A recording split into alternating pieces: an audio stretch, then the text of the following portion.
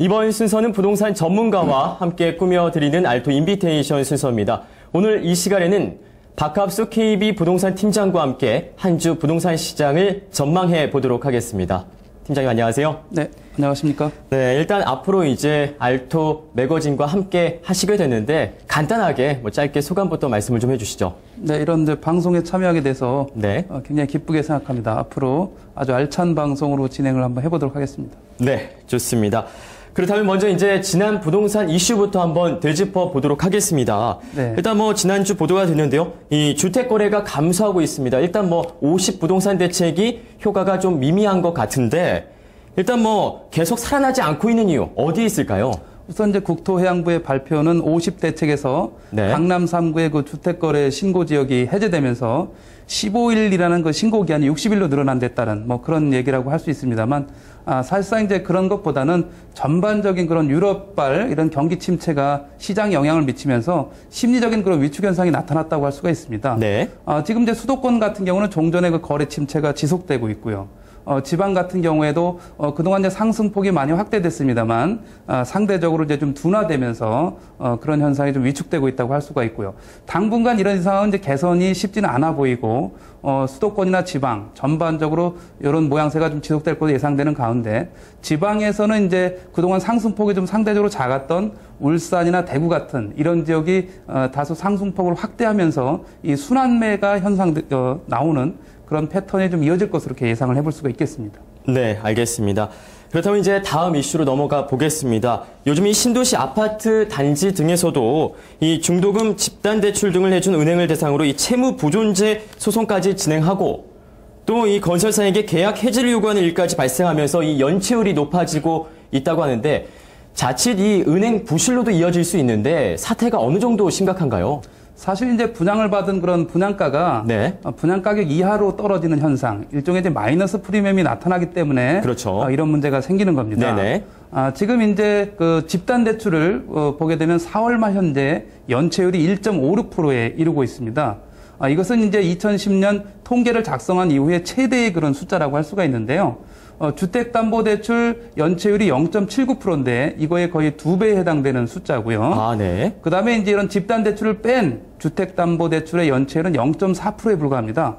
이거에는 이제 거의 한 4배 정도에 이르는 이런 숫자라고 할 수 있겠습니다. 네. 근데 이런 현상은 이제 수도권의 대표적인 그런 지역인 인천의 송도 신도시 같은 경우에 2009년도에 분양할 당시에 3.3제곱미터당 분양가가 한 1,500만 원 정도에 형성이 돼 있었습니다.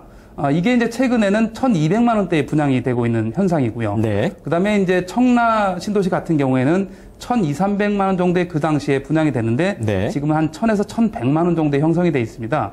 그만큼 이런 이제 차액이 마이너스 프리미엄으로 형성됐다라고 보시면 될 것 같고요. 이런 문제는 이제 아까 이제 집단 분쟁이 발생하는 이런 문제까지 나타나고 있는데요. 지금 이제 소송을 준비하면서 이런 소송 비용이 들어가는 문제, 변호사 비용 이런 네. 것들이 들어가고요. 아울러서 이제 연체가 됨으로 인해 가지고 연체 이자가 증가를 하게 됩니다. 그래서 만약에 이제 소송에 패소를 하게 되면 이런 연체 이자에 대한 부담이 이제 늘어나기 때문에 어찌 보면 이제 신용불량자의 그런 부담도 커질 수 있는 상황이 되기 때문에 네. 여러 가지로 이런 분양자들은 네네. 상당 부분 애로사항을 겪을 것으로 예상되고 이런 현상은 이제 부동산 가격이 올라가야지만 해소된다는 그런 불확실성 때문에 상당히 좀 우려가 크다고 할 수 있겠습니다. 네, 알겠습니다. 이렇게 지난주 이슈를 한번 짚어봤고요. 이어서 이번 주 부동산 시장을 전망해 보도록 하겠습니다. 이 수도권 주택시장 위주로 침체의 골이 계속 깊어지고 있는데 일단 이 앞으로 영향을 미칠 만한 이 상승 변수 어떤 게 있을까요, 팀장님? 우선 이제 상승 변수를 논하기도 조금 한계가 있습니다만 그렇군요. 네. 우선 이제 아파트 입주 물량이 좀 감소한다는 것이고요. 네. 아울러서 이제 미분양 아파트가 지속적으로 감소하고 있습니다. 지금 이제 5월 현재 한 6만 2천 가구인데 이게 한참 심각했던 2008년 12월에는 무려 16만 5천 가구에 이르렀다는 거죠. 네. 그만큼 이제 앞에 10만 호가 해소됐다는 이런 차원의 이제 얘기도 될 수가 있고요.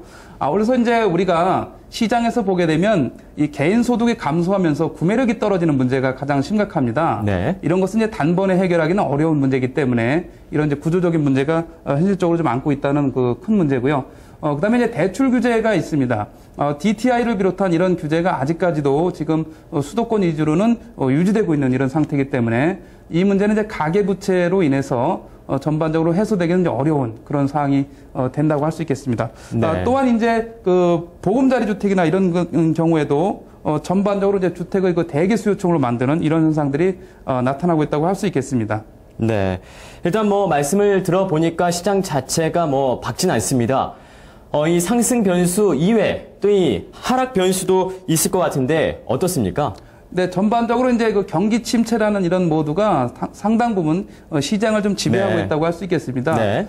경기 침체가 부동산 경기와 상당히 그 동행하는 그런 현상을 보이기 때문에 이 경기가 살아나지 않으면 부동산 시장도 같이 매몰될 수밖에 없는 이런 이제 문제가 있다고 할 수가 있겠습니다. 네. 그리고 이제 최근에 가장 논란이 되는 것은 역시 이제 대출 금리가 되겠습니다.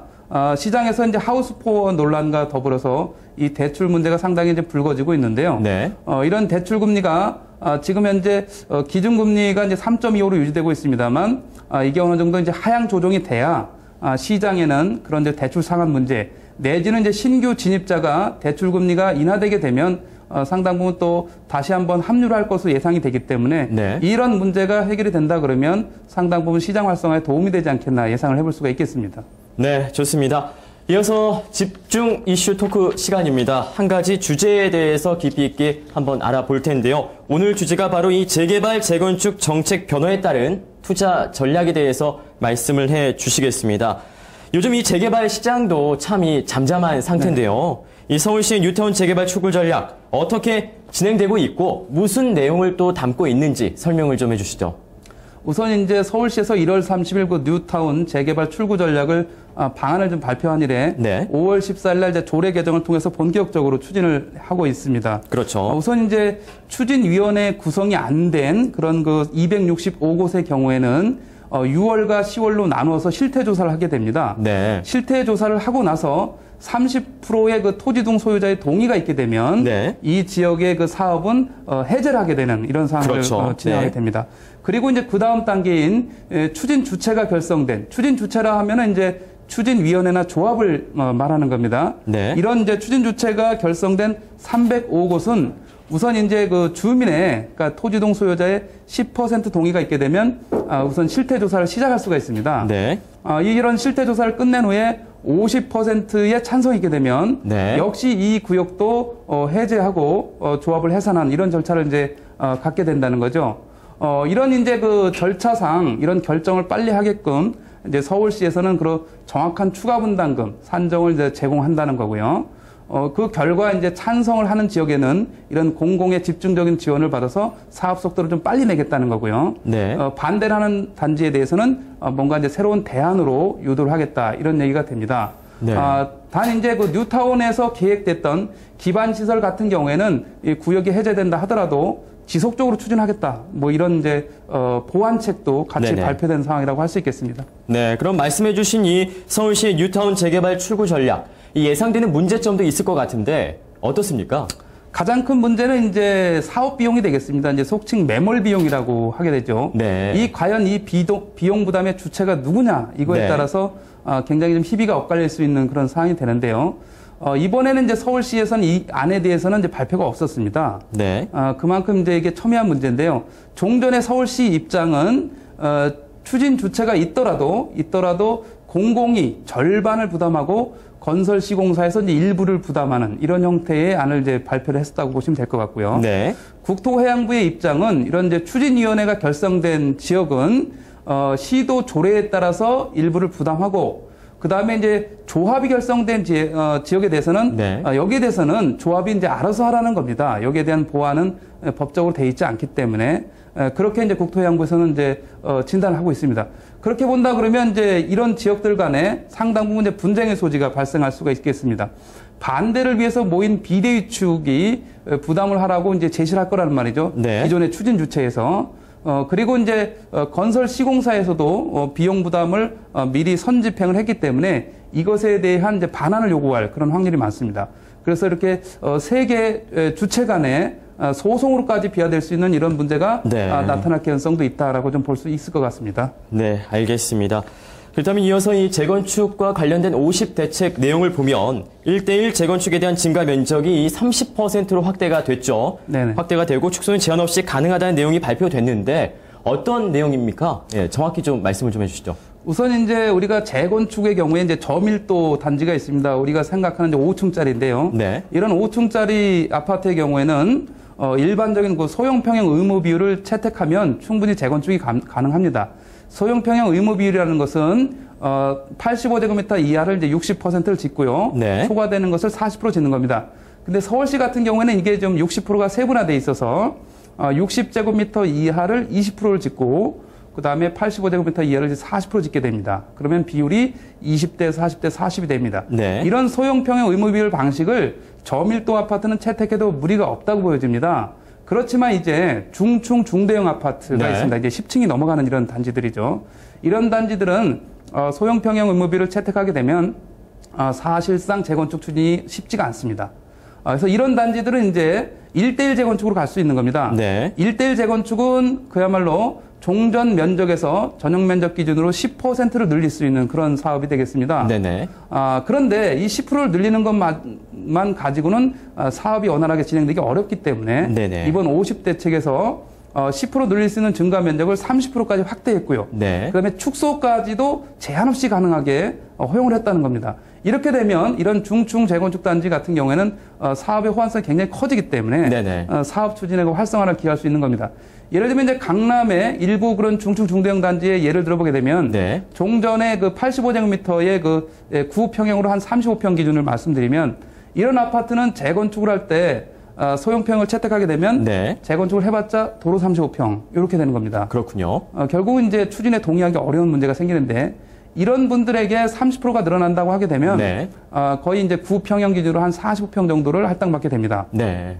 그리고 가장 큰 평형이었던 대략 뭐 한 60평 정도라고 하게 되면 이런 부분에 대해서는 현상을 유지하거나 내지는 면적을 축소할 수 있는 여유가 생기게 됩니다. 네. 그만큼 이제 사업 검토에 융통성이 부여되는 거라고 할 수 있겠습니다. 그래서 네. 이제 앞으로 아파트 단지들은 이런 소형 평형 의무비를 채택하든지 아니면 이런 1대1 재건축을 채택하든지 단지에 유리한 방향으로 추진할 수 있는 이런 이제 여유가 생겼다라고 생각이 돼서 사업 재개가 다소간 좀 활발해질 것 같게 예상을 네. 해볼 수가 있겠습니다. 네, 알겠습니다. 이렇게 재건축 정책에 대해서도 알아봤습니다. 오늘 좋은 말씀 감사합니다. 네, 감사합니다. 네, 올해로 6.25 전쟁이 발발한 지 62년이 됐지만 이 청소년과 대학생 절반 이상이 6.25 전쟁이 언제 일어났는지도 모르는 것으로 나타났습니다. 성인 중에서는 10명 중 3명꼴로 모른다고 답했는데요. 누군가에게는 잊혀지지 않는 그날이 누군가에게는 아무런 의미 없는 오늘로 기억되고 있습니다. 2월 25일 알토 매거진 여기서 마칩니다. 시청해주신 여러분 고맙습니다.